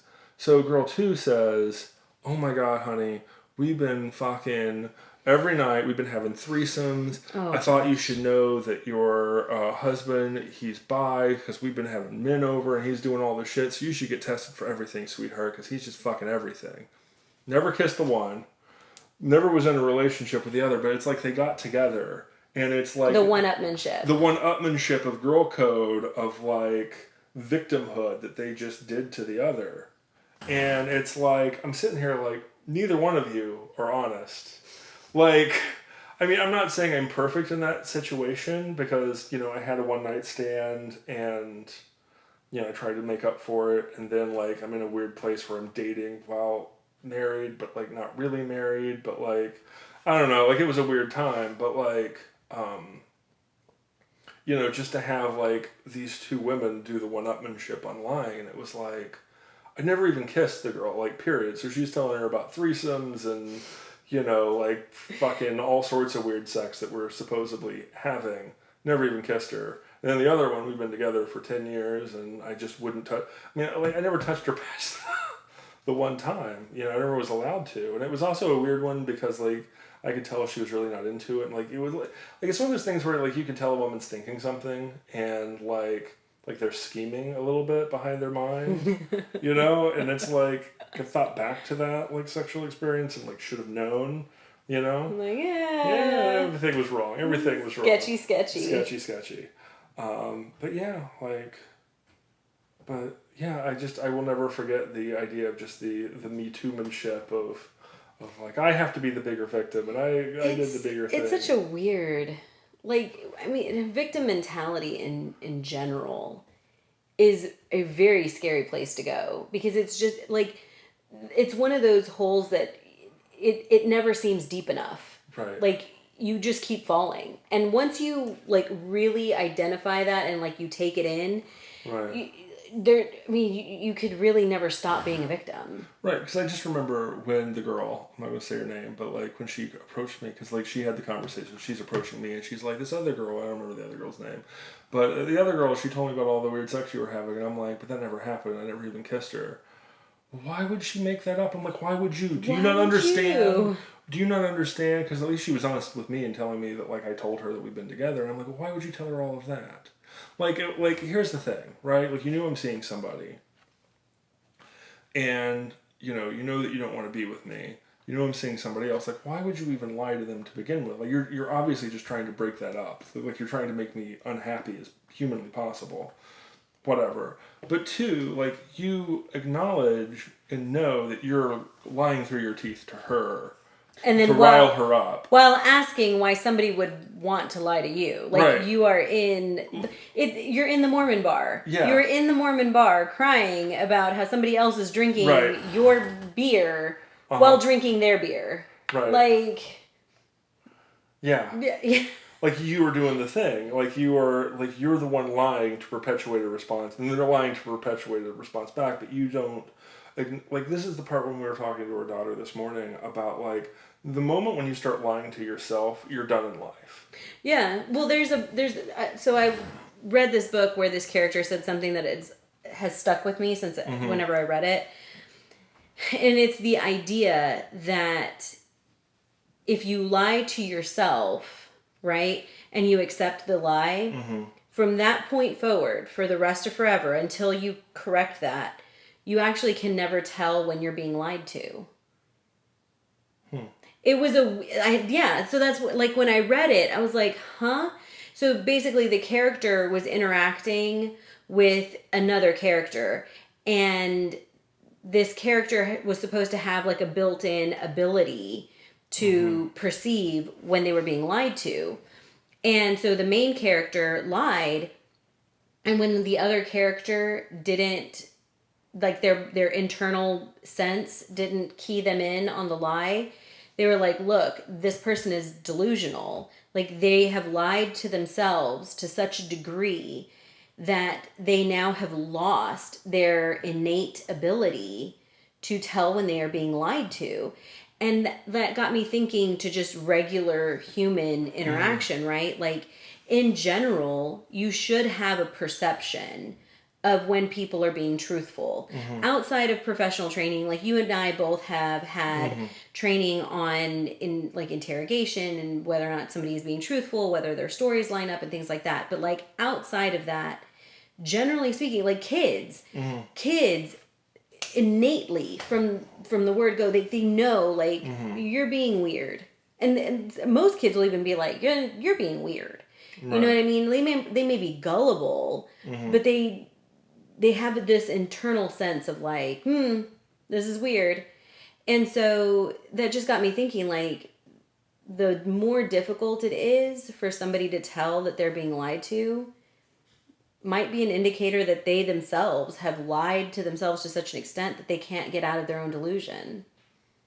Right, because I think that gets into the idea of you have to be really smart to believe something very stupid. Is right. That, like, you build in one lie after another, and, you have to assume other possibilities because you don't have a firm footing. Right. Of what reality is. Sure. It's weird. Yeah, I don't know. I guess when I think about, I don't know. I mean, like, we're talking about lying and we're talking about, rape and, things being kind of allowed and, like, where things become allowed in society. Like, I just think of, like, ideal versus not ideal, and, like, how you go about trying to create ideal from a cultural standpoint versus whatever. I also, just thinking about this, in terms of, like, Muslims and whatnot, like, when I think of Islam, I'm not theologically inclined by any means or stretch of the imagination, but, like, when people think of it as being a peaceful religion, it almost was to some degree historically, in terms of at least what it taught. Sure. I mean, yes, Muhammad had a lot of war-like tendencies during his lifetime, but after that, they largely kind of were peaceful. Where a lot of the more violent theology came from is really interesting because it mostly comes from Egyptian theologians, which, for those who are not familiar with Islam and how it relates to Egypt, Islam is a very Christian country. And the Muslims came in and conquered it and put it to the sword and basically converted at knife point. So, like, people who are not familiar, I'm going to show my tattoo here. It's a Coptic cross, which the Coptics are the Christians that are still in Egypt today. And basically, if you wanted to remain being a Christian in Egypt, you pay, like, 3 or 4 times as much tax as everyone else. Like, you pay, that's insanity. Yeah, like the things that were like, done, it will literally cost you to be a Christian. Yes. And was from the initial outset, like, the things that were done to the Christians to convert them by force was extreme. The thing about, like, Egypt is that, like, they essentially, when they were conquered, it was by knife points. There was, like, a lot of violence enacted upon the region. So when you talk about a conversion, between religions, that was done largely by very unjust laws, very violent treatment, what you ended up with is a very violent orthodoxy, a very violent theology from the people who did convert. Because, when you go to the Coptic churches, like I said, they go to church for like hours and hours a day. It's like, I almost feel like if you're going to be paying, higher taxes and, basically alienate yourself from your community, that's almost all they have left is, prayer and church and whatever. Sure. Like, there's no more money. So like their church life is so thriving there because that's literally all they have. Sure. But I imagine when that is law and edicted from, on high from the Muslim community, you have this idea of othering to such a degree that I don't think we even understand it here in the West at all. Sure. That, you become like, well, violence of course is necessary because, we need it to convert people. And I think that like, the idea that your father might have been beaten and put to the sword, well, that was a good thing. You know what I mean? Like that had to have been a good thing because now I'm Muslim. And their idea of what Muslim is, it becomes this violent thing. So when you have places that are violent conversions, you tend to have an acceptance of violence and a violent theology and philosophy in that region. And I feel like when you look at the extremist orthodoxies within Islam, the ones that even most of the mainstream Muslims are like, absolutely not, they all come from Egypt. So another thing that's interesting when you look at violent orthodoxy and kind of how that perpetuates, at least in the Muslim world, which maybe a little bit more, the reason I'm kind of segueing away from the Latin one and going into the Muslim is I'm much more comfortable and knowledgeable. But, you have the current Saudi Arabia where no one really works. Like all of the labor is hired labor from outside of Saudi Arabia because everybody gets the oil money. Yeah, like dividends. The oil dividends, so like not a lot of people work. So if you don't actually have a job, then there comes to the idea of like, what do you do with yourself? What do you do with your day? And a lot of like the number one thing to do is go to higher education. The number one degree is in theology. So I think that in a similar way, when you have a society that is by definition lazy, there become and what you have really within that is a piousness and a holier than thou-ness when it comes to religion. They tend to go towards the rougher, more violent, more extremist orthodoxy, and then because they have money, they then fund those schools elsewhere. And that's where a lot of the extremist groups got funding, was these very rich families that would, again, go to university, get indoctrinated into this philosophy and theology, and then it starts manifesting. And I kind of feel like you have similar things here, because it's, again, these rich kids who don't really have anything to do with themselves. They go to college and they find a purpose in these kind of violent extremist ideologies here in the West. What's the idea of, like, the beatings will continue until morale improves, and then morale improved, so you're like, well, clearly the beatings must have been necessary. Right. Because the results. Right. Which is a weird, kind of wonky way to build your theology. Right. Huh. But, like, looking at that from the Latin perspective in Spain, you have similar conquest going in Spain. Mm-hmm. Very violent. You've always gotten into this cycle in Spain of violence and revolution, and then you look at that into up through the Inquisition, and all of the violence that took place there. Then you look at how Spain specifically was very violent and very rapey in South America, in Latin America.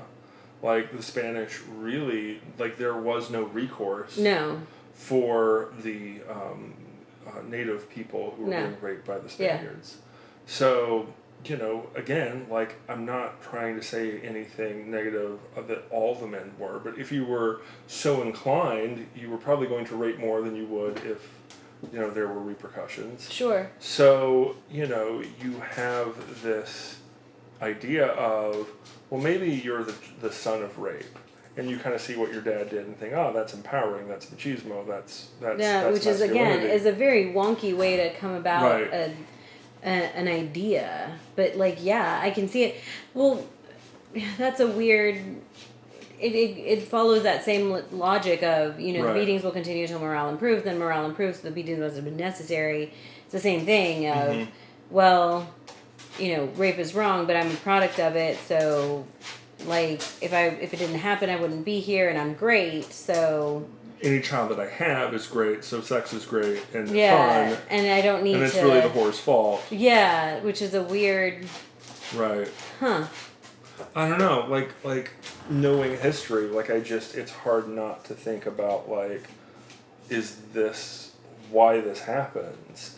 Like a sustained, perpetual cultural trauma. Right. It's definitely worth thinking about. Well, yeah. I mean, it's definitely worth thinking about. The other thing that I was thinking about was how this shows up in entertainment. Mm-hmm. So, like, in general, like, Spanish entertainment is rather violent. Sure. Like, it just is. I mean, empirically, like, the matadors, the running of the bulls, like, it's just rather violent. Mm-hmm. Which just is, I mean, I don't think anybody ever really thinks of the why of it.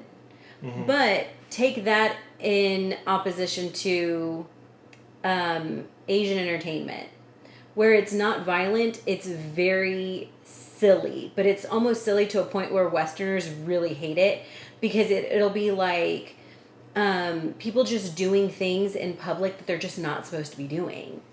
So because their culture is so structured and so, like, there's protocols for literally just about everything that you can do, but entertainment is, I mean, I would use the word buffoonery. It's just people being buffoons in public. Just sure. You know, but it's weird. Well, I mean, here's the thing. I don't agree with your assessment that Asian entertainment is not violent, because it's way more violent than it is here. So if you're talking about horror movies, oh, absolutely. I mean, that is... Well, I mean, it's funny. Like, I've never been to Japan, but I lived in Korea for a while. Sure. And Korea's weird in the sense that they only have, like, 3 or 4 channels. They don't have cable. They have, like, literally 4 channels, and everyone watches them, because there's, like, this idea of communalism in Korea, like, where everyone wants to have watched the same thing. It's also funny that one of those is, like, a StarCraft channel, where they just have competitive StarCraft players playing a video game. Huh. That's actually one of, like a quarter of their entertainment, and you just have people watching StarCraft. It's a very weird thing, especially considering that, like, we're talking about StarCraft 1 that came out in, like, 1995, so, like, the old, outdated, pixelated game. Sure. It's actually funny because I was in Korea when StarCraft 2 came out, which was, like, there was a really long delay between StarCraft 1 and 2. Right. So, like, I had somebody who was a white American StarCraft, like, competitive player, and, like, he was explaining to me that, like, because I told him, like, why isn't StarCraft 2 big here? And here's what he explained to me. I thought this was really interesting. StarCraft 1 is all about how fast you can get commands out. Okay. So, like, every child, like, I remember, like, I had Korean friends before I went to Korea, and, like, you know, I heard somebody else joke with him, you must like StarCraft. He's like, no, I don't really like StarCraft. And he's like, but I bet you can actually know all of the coordinates for all the maps to type them in. Because, like, it's rather than clicking here to click there, they will type in the unit names, and they, like, know all of the short keys to type in the unit names and know the coordinates of everywhere on the map, so that they can get commands out faster. So, like, apparently StarCraft 1 is all about commands and speed and trying to get things very proficiently done. Whereas with StarCraft 2, there's way more thought that's necessary and way more critical thinking that's necessary and strategy, and the Koreans suck at it. Like, I'm not trying to say that to be mean, but, like, competitively, they're not very good. Sure. So, like, they were really good at StarCraft 1, and they're, like, nationally, internet, like, they were the best, because, you know, they could get it out very quickly. Sure. But, like, the moment you actually had to, like, use tacticians and think about it and, like, plan things and strategy, they started sucking. Oh. So, I thought that was really interesting from, like, a whatever, but, like, the comedy there is like even people who spoke Korean didn't really like comedy, and like there was like it's all slapsticky and it was very buffoonery. It's very buffoonery. Yeah, and the reason why that is because for them there is such a high level of protocol to everything. Yes. That the idea that you could slap your mother-in-law or that you could slap your boss or whatever is so far removed from reality. Because, like, I don't think we understand this. Somebody was explaining it to me, like, in terms of loans, right? That, like I remember, like, I was eating pizza over there, like, pizza. And, like, I was saying, like, would you ever think about putting pineapple? Or would you ever think about, like, you know, having a more West Coast American style pizza? Or my personal favorite is, like, the Midwest, like, Chicago style pizza. Sure. Like, and I think that's what I was asking. I was like, would you ever do a Chicago style pizza? And here's what the guy said. It is not the norm to do that pizza here. Like the pizza you're eating is the agreed upon pizza for the country. Right. So if I were to try a Chicago pizzeria in Seoul and it failed, I would have failed trying something that wasn't approved or agreed upon. So therefore, I would be seen as somebody who liked to rock the boat. Mm-hmm. And not only would I never get a loan again if that business failed, not only would that follow me. Generationally, my family would be seen as people who like to rock the boat and try new things. And people who cannot be trusted with money. Because they took the bank's money and gambled with it. Sure. So I was like, but Chicago style pizza is like empirically it's good. But like there is a precedent for it. Like it is a known commodity. It is world known as a style of food, and they're like it doesn't matter. Yeah. Like no one wants to be the first person to try something, and like the idea that like you would slap your boss, it wouldn't just be you got fired. It would be that no one would hire you, and no one might hire your children. So the idea of the release of being able to slap your boss hits at a level that we don't understand. Like it's not funny. Like watching it's not funny for us because we're like, oh, okay, like, like we just it's trivialized to the point that we call it buffoonery. Right. Where they're like, this is ridiculously hilarious because it's so far outside of reality that it's just ridiculous. Absolutely. But I don't know if that's all of Asia. That's specifically Korean. But like it's also funny. Like they have weird shows in Japan too, where like they have like it's funny. Like they can do a show where they pick somebody from the audience, bring them on stage, strip them, molest them, but like they have to like blur it out when they're molesting. Or they wear gloves. Like that to me is the like most hilarious and ridiculous.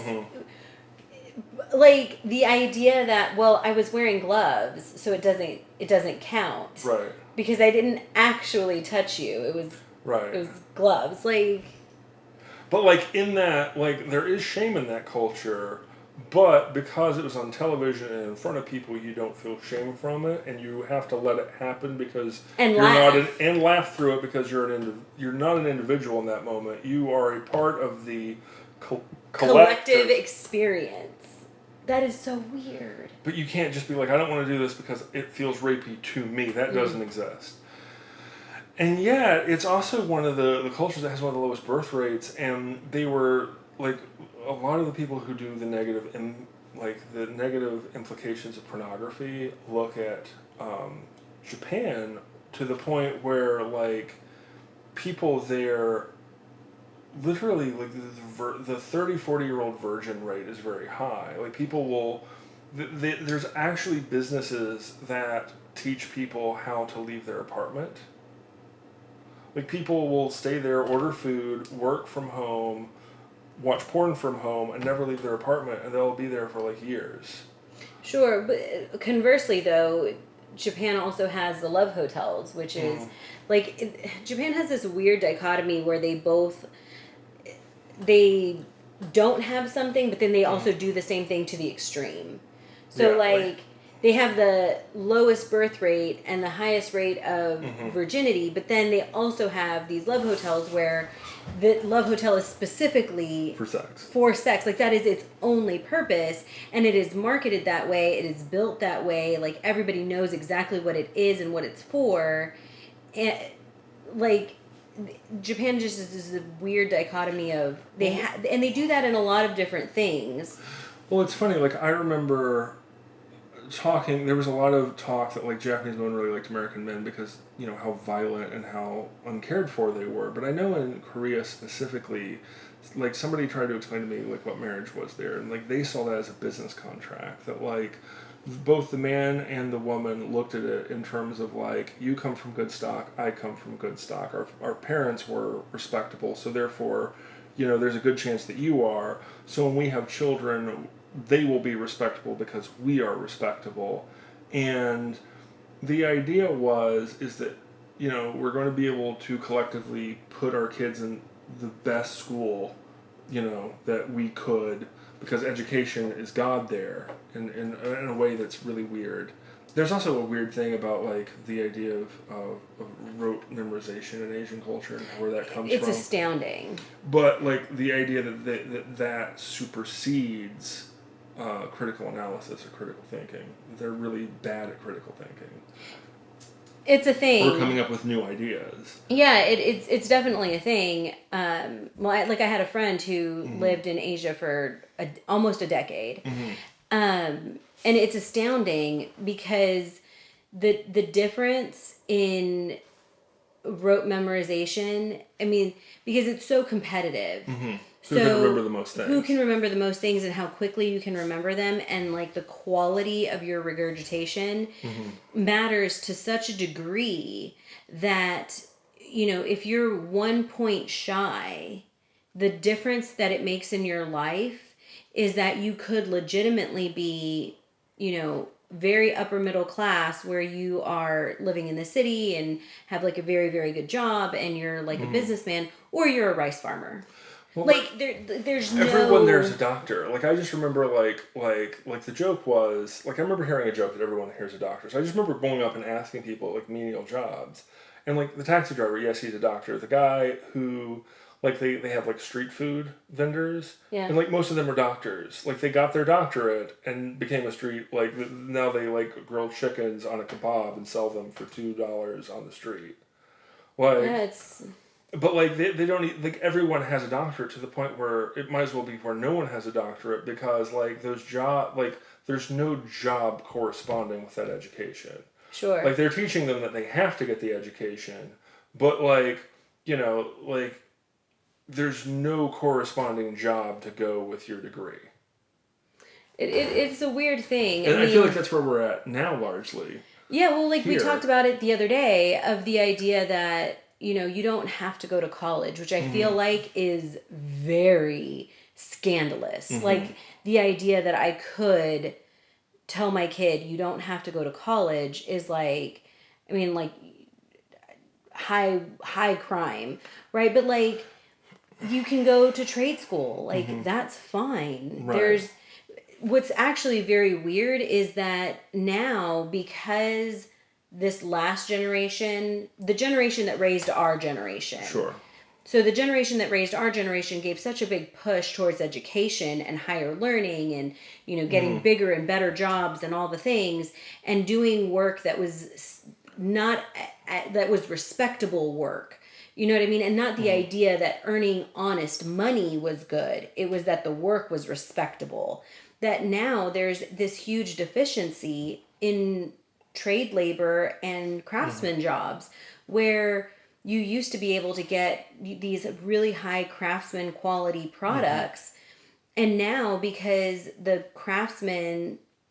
true craftsmen have all aged out, but they didn't have apprentices to come and backfill, that we now have really, really crappy built things that we're paying a lot of money for, but are not nearly built as well as they used to be. Yeah, they're the crappy made in China crap that, instead of finding people to keep making a good refrigerator or a good car or a good whatever, what we've now put all of our money in is people to be in marketing and sales to sell us a piece of shit car that from wherever, or sell us a piece of shit furniture or whatever. Like I just like the cost of buying good furniture is astounding now. Like you almost can't do it. So like most people have the really cheap, crappy furniture, and you just look at like what was the average grandparent or grandma's home or great grandma's home. Like if you ever went to them, and it's like they had sturdy. Like we're buying a house right now that's 130 years old.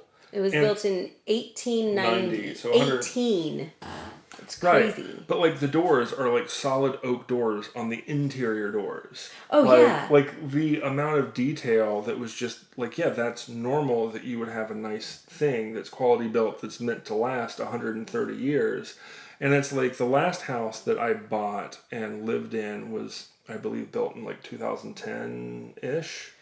And it was falling apart by the time we sold it. Like, I almost feel bad for the person who bought it because, like, immediately, like, there was all sorts of problems. It was put together as cheaply and quickly as possible to save cost, but nobody cares because that's the new norm. And I feel like there's such a turnover. And it's like, when I think about, you know, children and our children and, like, where they're going to go, is it's like, I really, like, there is a part of me, like I know that our oldest daughter, she wants to go to medical and kind of going through the medical space, which requires a degree.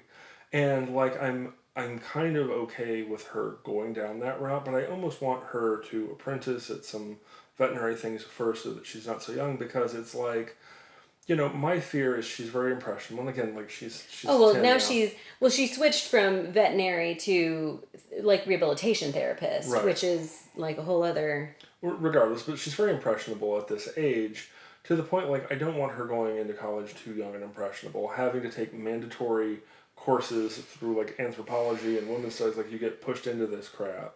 All of your people around you are pushing you. Everyone's, you know, super sexual, super whatever.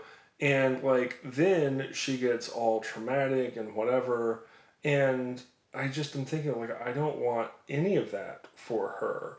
And then a lot of these degrees, either you're in debt because there's no job, or the jobs associated with are in these big cities. And it's like, having lived in a lot of the big cities, they're miserable. The people who live there are miserable. Yeah. I mean, there's a reason why I lived in the country for so long. Right. Because living in the city was awful. Right. Like, people just weren't built to live in cities. Like, no. People were built, like my grandfather used to say it all the time to me, but he's like, people were meant to be outside. Like, people were built to be outside and to enjoy nature. And he's like, so my grandfather said something that was kind of really funny in that I had never really thought about it, but he's like, why do you think windows are so popular? Right. And I was like, I don't know, because they're pretty. And he's like, no, because we were built to be outside. He's like, anytime you stick somebody in a building, what's the first thing they do? They want to look out the window. Because you're like, we are inclined to want to be outside and to be around nature and to be in the sunshine. Like, there's a reason why people get depression during the winter, because they don't see the sun. Like, that's a thing. Sure. Yeah, I think that's generally true. I don't know how to wrap this up exactly. Oh, I can wrap it up with the doorknob. Huh? So you were talking about how the houses were so well built. Yeah. So you want to know the most interesting thing about the house that we're buying? The wooden doorknobs? They are still the original wooden doorknobs. We can't even get these stainless steel doorknobs to last more than 3 or 4 years before we have to replace them. We're moving into a house with 130-year-old wooden doorknobs. Yeah, and weren't we just finding out recently that we went to a museum and we were finding out that the original plumbing and piping in a lot of these old cities is wood, and that like the original piping in Baltimore just got replaced from the wooden pipes like 150, 100 and whatever years later. It's crazy. And it's like you think about like the modern piping and it needs replaced every 20 years. So, yeah.